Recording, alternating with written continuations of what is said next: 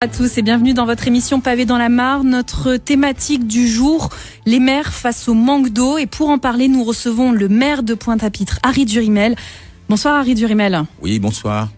Face à des situations préoccupantes pour vos administrés, vous organisez de plus en plus souvent des distributions de packs d'eau. Ce sera le cas ce soir dans la zone Massabielle et devant l'école Raphaël Cipollin. Comment en est-on arrivé là ? Nous en sommes arrivés à ce que je qualifie d'enfer, au terme d'un long processus de dégradation du service public de l'eau. Je me souviens de tous les combats que je mène depuis 20 ans contre ces dysfonctionnements, les plaintes classées sans suite et autres. Et j'ai le sentiment que nous sommes face à un fiasco politique, un fiasco judiciaire, puisque on n'arrive pas à faire payer les responsables. Et donc un fiasco tout court, quoi, parce que vivre dans un pays développé comme la France et manquer d'eau pendant des jours, des semaines et voire un mois, puisque au Maune-la-Loge à Pointe-à-Pitre, les gens me disent qu'ils n'ont pas d'eau depuis un mois. Donc cette torture, je suis pas un maire au sol, je suis pas déconnecté de la réalité. Certains peuvent trouver choquant que je montre que je me douche avec des bouteilles, mais quand on le vit, on sait ce que c'est. C'est ce que vous faites vous aussi, vous êtes obligé, vous êtes condamné à vous doucher comme les habitants aussi de vous doucher avec des bouteilles d'eau. Et c'est ce qui m'a exaspéré. Ça peut pas continuer. C'est pas parce que je suis maire qu'on doit me donner une canalisation spécifique pour que moi j'ai une douche alors que les autres n'ont pas. Mais je trouve que la population fait preuve de patience. Et j'ai été agréablement touché d'entendre les autorités et représentants de l'État me dire que eux aussi, ils étaient épatés par la résilience des Guadeloupéens face à ce problème. Donc, en quelque sorte, même l'État ne peut compter que sur notre capacité à endurer, à supporter ce manque d'eau. Donc, l'action publique est en panne et il appartient aux citoyens de trouver comment, on dit en créole, détoxier, on dit débloquer le problème pour qu'on puisse avoir de l'eau. Je n'envisage pas que l'on puisse compter sur juste notre capacité à pleurer dans notre coin, quoi. Vous pouvez réagir, je le rappelle, sur WhatsApp. Ça se passe directement sur la ligne directe au 06 90 11 11 10. N'hésitez pas si vous avez des questions pour le maire de Pointe-à-Pitre, Harry Durimel. On parlait des bouteilles d'eau. On sait bien, on imagine, c'est pas suffisant ce que vous faites pour ramener des packs d'eau. Vous aimeriez en faire plus. Qu'est-ce qu'il faudrait ? Mais on est aux confins de l'absurde, c'est pas normal. On est un pays qui s'appelle Carquera, île aux belles eaux, dont les ressources en eau, fort heureusement, dans un contexte où l'eau va devenir bientôt une matière précieuse. Nous pouvons nous targuer d'avoir encore des cours d'eau, des rivières qui inondent, et on endure des inondations. Le plus absurde, c'est que les gens dont les maisons sont inondées quand ils sont à Pointe-à-Pitre et ailleurs, n'ont pas d'eau dans leur robinet. Donc il y a un problème de gestion de la ressource qui existe en quantité, mais qui est gaspillé au fil de les canalisations transpercées depuis plus de 20 à 30 ans. Donc, on se demande où passent tous les millions qu'on nous dit investir sur l'eau. Si tous ces millions concourent à la réalisation de travaux, moi, ce que j'ai demandé aux représentants de l'État, c'est que on nous fasse, devant la mairie de Pointe-à-Pitre, je prie très bien la place des Martyrs, sur un grand écran, qu'on vienne nous montrer qu'est-ce qui a été fait ces 20 dernières années? Puisque j'entends parler de millions, j'aurais aimé parler de canalisation, d'eau qui coule. Et on montrerait aux citoyens le nombre de kilomètres de tuyaux réparés et on lui montrerait ce qui reste à réparer. Comme ça, nous saurions que, on serre les dents, c'est pour 3 mois, c'est pour 6 mois, c'est pour un an. On saurait jusqu'où durera la torture. Un travail de pédagogie à faire, justement. C'est ce que vous demandez. Est-ce que c'est ce que vous demandez au syndicat de l'eau ? Je le rappelle, en 2025, vous aviez, vous-même, vous le disiez, poussé un coup de gueule contre les défaillances du syndicat mixte de l'eau. Qu'en est-il ? Pour moi, on est face à un chaos politique. Le sentiment que j'ai, puisque je parle de ce sujet avec les représentants de l'État, mais aussi avec des maires, avec le président de l'association des maires, avec des présidents de collectivités, et j'observe que tout le monde semble dire que c'est la faute à tout le monde.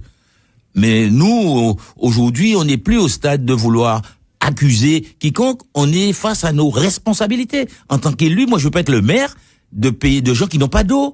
Je suis pas crédible si je vais leur parler de culture, si je vais leur parler de développement urbain.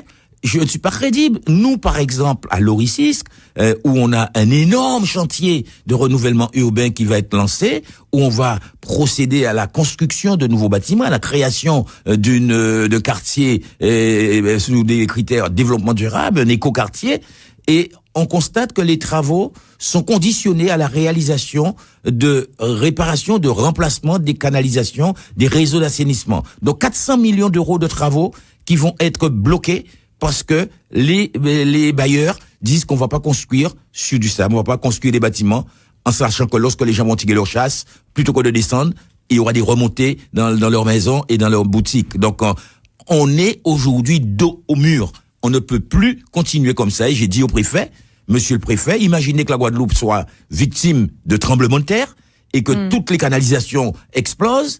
Est-ce que la France attendra 20 ans pour nous amener de l'eau? Puisque j'entends que quand c'est chez des voisins ou dans des pays des sous-développés, la France fait partie des premiers pays à apporter de l'aide internationale. Nous lançons un appel à l'aide à la nation française pour venir à la rescousse des Guadeloupéens qui n'ont pas d'eau.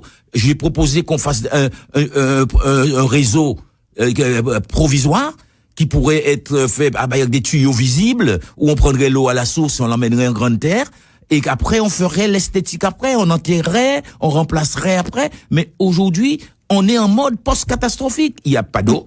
L'État, la région, les collectivités, les communautés d'agglo doivent s'entendre pour créer un réseau parallèle afin qu'on ait un horizon optimiste, qu'on puisse dire, nous vous promettons qu'à Noël 2026, vous aurez de l'eau. Et là, on attendrait Noël. Vous parlez d'être en lien avec les collectivités, mais concrètement, aujourd'hui, à l'heure actuelle, que peut faire un maire ? Eh bien, le maire, si officiellement et concrètement, il s'en remet à la situation légale, il y a un organisme qui a été créé, qui a remplacé tous les organes qui étaient multiples et dont on disait que la multiplicité des acteurs de l'eau était une cause des dysfonctionnements. Eh bien, on en a fait un seul. Maintenant, il y a un acteur, le syndicat mixte de gestion de l'eau et de l'assainissement. Tout le monde dit que le syndicat est incapable de réaliser les travaux qui s'imposent. On nous a convoqués en préfecture la semaine dernière pour nous dire, nous, Cap Excellence, que au vu de l'incapacité de SMGEAG à renouveler les réseaux pour qu'on puisse commencer à construire les logements qui sont programmés, on nous demande à Cap Excellence, est-ce qu'on est prêt à se substituer au SMGEAG? Cap Excellence dit, si c'est pour loger mes citoyens de l'agglomération, je veux bien, mais on ne peut pas faire à la place du SMGEAG avec les moyens des contribuables de Pointe-à-Pitre, Abim et Bémao, alors que les financements sont fléchés vers SMGEAG. Donc, pour être concret, l'organe créé par l'État qui a vu dans le SMGEAG une panacée, la solution, the solution, eh bien, doit constater aujourd'hui que cet instrument est paralysé. Et au vu de l'énorme endettement du SMGEAG, si c'était une entreprise privée, on l'aurait liquidé. Il faut passer à la liquidation de ce machin qui ne fonctionne pas et qui fait que son président et tous les présidents qui vont passer vont endurer insultes et colibés des Guadeloupéens, vont se faire ratiboiser comme Luizy et tous ceux qui sont passés, parce que cet organe ne fonctionne pas et on n'a pas la franchise de dire aux Guadeloupéens, SMGEAG c'est mort. Justement, on a beaucoup d'auditeurs qui réagissent sur le WhatsApp, je rappelle, c'est le 11 11 10. Il faut faire payer les responsables. On nous dit encore une fois, il faut faire condamner les responsables. J'ai 3 messages. Qu'est-ce que vous en pensez de cette remarque, en tout cas, des auditeurs d'RCI? Eh bien, lorsqu'en tant qu'écologiste, membre de l'association SOS Environnement, on a déposé plainte pour dénoncer un abus de confiance, parce que la loi définit l'abus de confiance comme le fait d'utiliser à d'autres fins des biens ou des services qui vous ont été confiés pour un objectif précis. Au lieu d'utiliser la partie des factures qui était affectée à l'entretien des réseaux, parce qu'on paye ça, cet argent est passé où? Nous avons entendu parler de l'Assemblée Générale, du SIAG, parce que le SMGEAG n'existait pas, qui ont été réalisés à Marrakech. Ça veut dire qu'on a emmené des gens en balade sous le dos des usagers, faire une Assemblée Générale, un cocktail et tout compris, à Marrakech. Donc, nous avons porté plainte, pas que pour Marrakech, parce que on voit aussi des voitures et de SMGAG garées sous la plage de Bois-Jolan. On en voit partout. On voit bien qu'il y a des abus de biens publics. On voit bien que l'impôt et les factures des usagers sont détournés de leur objectif. Donc, il y avait, selon nous, caractérisé l'infraction d'abus de confiance. Après 10 années d'attente, notre plainte a été classée sans suite. Et il y en a des centaines de plaintes qui ont été déposées depuis. Il n'y a pas une volonté pénale du ministère de la Justice de poursuivre, de donner les moyens, parce que là aussi on doit constater une insuffisance d'enquêteurs en matière financière. C'est ce que déplore le parquet, et les policiers disent qu'ils n'ont pas de moyens. Donc on est face à un appareil judiciaire qui n'a pas pu faire payer les responsables leur part, parce que je ne sais pas si en condamnant les uns et les autres à saisir leur maison et tout, on arrivera, mais il paraît qu'il y a des maisons construites dans des îles de la Caraïbe avec l'argent des contribuables. J'ai pas de preuves, donc je le dis du bout des lèvres, mais il reste que si on doit faire payer les responsables, c'est pas aux Guadeloupéens de payer la gabegie. Aujourd'hui, c'est nous qui trinquons.